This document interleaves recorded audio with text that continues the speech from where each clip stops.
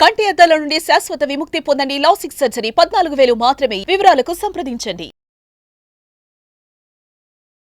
నమస్కారం రవీంద్రనాథ్ ఠాగూర్ గారు. నమస్తే అండి సిరి గారు. సార్, కొన్ని సిచ్యువేషన్స్ కావచ్చు, కొన్ని వార్తలు విన్నప్పుడు మనకి తెలియకుండానే మనకి ఏదో ఒక మూలాన అరే ఇంకా సొసైటీ ఇలా ఉందా అని అనిపిస్తూ ఉంటుంది. గత 2 రోజులుగా మనం చూస్తే సోషల్ మీడియా ప్లాట్ఫామ్లో అమ్మాయి ఇంకా ఈ సిచ్యువేషన్లో అమ్మాయిని వేలం వేస్తున్నా అన్న వార్త విన్నప్పుడు మాత్రం నేను ఒక అమ్మాయిగా చెప్తున్నాను, ఆ వార్త చాలా బాధాకరంగా అనిపించింది. అసలు ఇంకా ఇలాంటి ప్రజెంట్ సిచ్యువేషన్లో ఇలాంటి ఇన్సిడెంట్ జరుగుతున్నాయా సార్? జరుగుతున్నాయి సిరి గారు.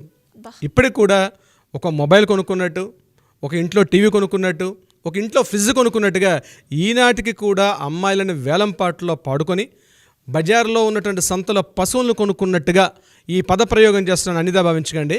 బజార్లో పశువులను కొనుక్కున్నట్టుగా అటువంటి వేలంపాటల్లో అమ్మాయిలను కొనుక్కొని తమ వ్యక్తిగత అవసరాల నిమిత్తం అమ్మాయిని పెళ్ళి అన్నటువంటి ఒక చిన్న 2 అక్షరాల పదంతో వాళ్ళని బంధించేసి వాళ్ళ జీవితాలతో ఆటలాడుకున్న సందర్భాలు చరిత్ర పుస్తకాల్లో కథలుగా చదువుకున్నాం, సినిమాలు చూసాం. కానీ ఈనాటి నవ్య సమాజంలో కూడా ఇప్పటికీ కూడా అలాంటి ఒక సాంఘిక దురాచారాలని ఇటీవల మనం సోషల్ మీడియాలో జరిగినటువంటి ఒక నెట్లో బాగా హల్చల్ చేస్తున్నటువంటి ఒక న్యూస్ చూసాక అవును అని అనాలనిపిస్తుంది. ఈ సంఘటన మధ్యప్రదేశ్లోని రాజ్గఢ్ అనే ప్రాంతంలో ఒక సాంఘిక అనాచార దురాచారంగా కనిపిస్తుంది. ముఖ్యంగా అక్కడ ఒక రచ్చబండ నడుస్తుంది.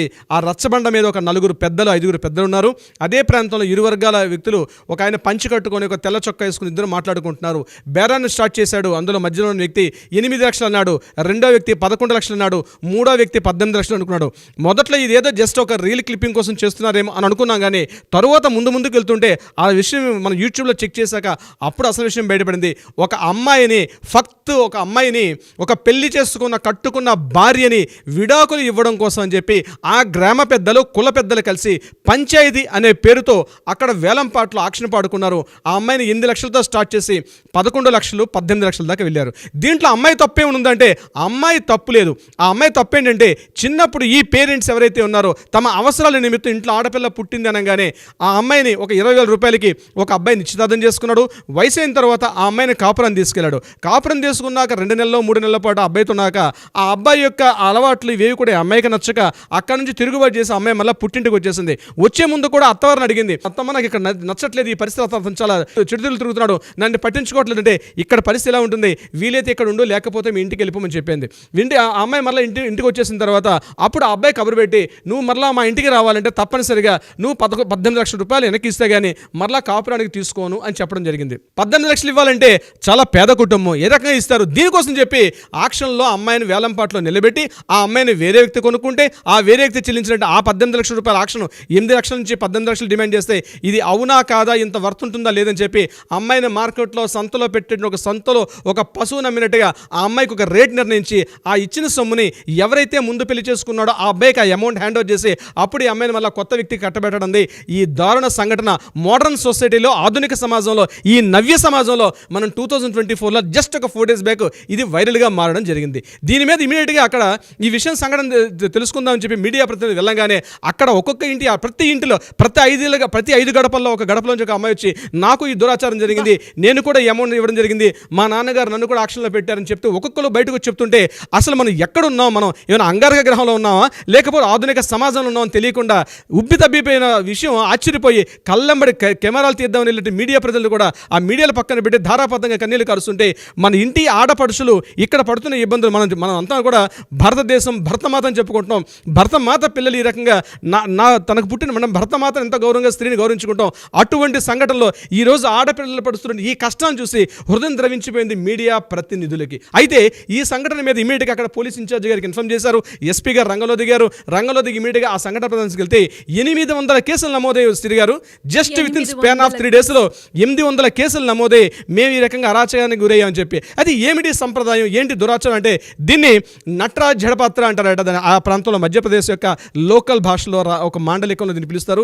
ఇది కొన్ని గ్రామాల్లో జరుగుతున్నటువంటి అనాదిగా కొన్ని వేల సంవత్సరాలు జరుగుతున్నటువంటి ఒక సాంఘిక దురాచారం. ఈ ప్రక్రియ ఇప్పటికే నమోదవుతుంది. చదువుకుంటున్నారు, బడికి వెళ్తున్నారు, విద్యాభ్యులు నేర్చుకుంటున్నారు. కానీ ఈ దురాచరణ మాత్రం అక్కడ కొనసాగింపుగా ఇంకా కొనసాగిస్తూనే ఉన్నారు, డిమాండ్ చేస్తున్నారు.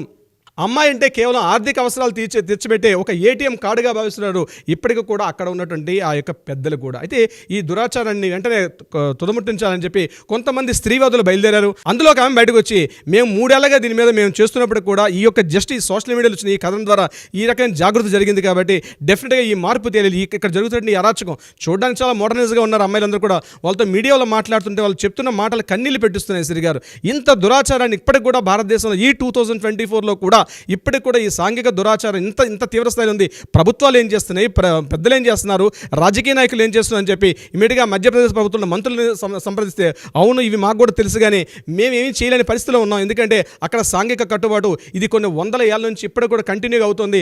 వీళ్ళ అమ్మలు, వీళ్ళ అమ్మమ్మలు, వీళ్ళ తాతమ్మలు, వీళ్ళ నాన్నమ్మలు కూడా ఇదే పరిస్థితిలో ఉదయం లేచింది మొదలు 24 బేసాను ఒక కట్టు బానిసల మాదిరి ఈ స్త్రీలు వాళ్ళ ఇళ్లలో ఒక గొడ్డు చాకిరి చేస్తూ మగవాడికి కేవలం తిండి పెట్టి వాడి యొక్క శారీరక అవసరాలు తీర్చడమే కాకుండా ఎంటైర్ ఒక పశువుకైనా ఒక టైం ఉంటుంది కానీ అంతకన్నా హీనంగా బతుకుతున్నటువంటి సాంఘిక దురాచారాన్ని అన్ని రకాల ప్రయత్నం చేసినప్పుడు కుదరట్లేదు అంటున్నారు. ఒక ప్రయత్నం అంటూ మొదలు పెడితే డెఫినెట్గా మార్పే జరుగుతుంది. ఈ రోజు వచ్చిన సోషల్ మీడియాలో ఏదైతే ఈ ప్రభావం జరుగుతుందో దీన్ని ఖచ్చితంగా ముందుకు తీసుకెళ్ళగలిగితే మాత్రం ఈ దురాచారాలు ఎక్కడున్నా సరే మన స్త్రీవాదులే, అది ప్రదేశమా ప్రాంతం పక్కన పెడితే ఇటువంటివి ఎక్కడ కూడా జరగకూడదు.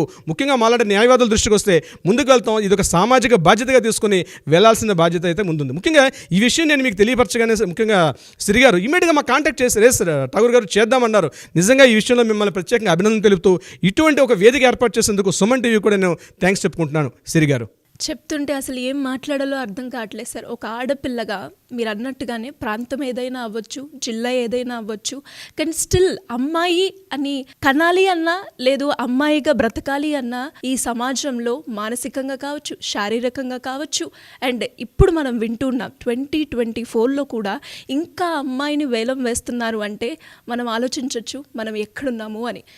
దీనికి మాత్రం ఒక పులి స్టాప్గా ఒక మార్పు అనేది రావాలి. Anyways great information sir. Thank you so much. Thank you so much Shri గారు.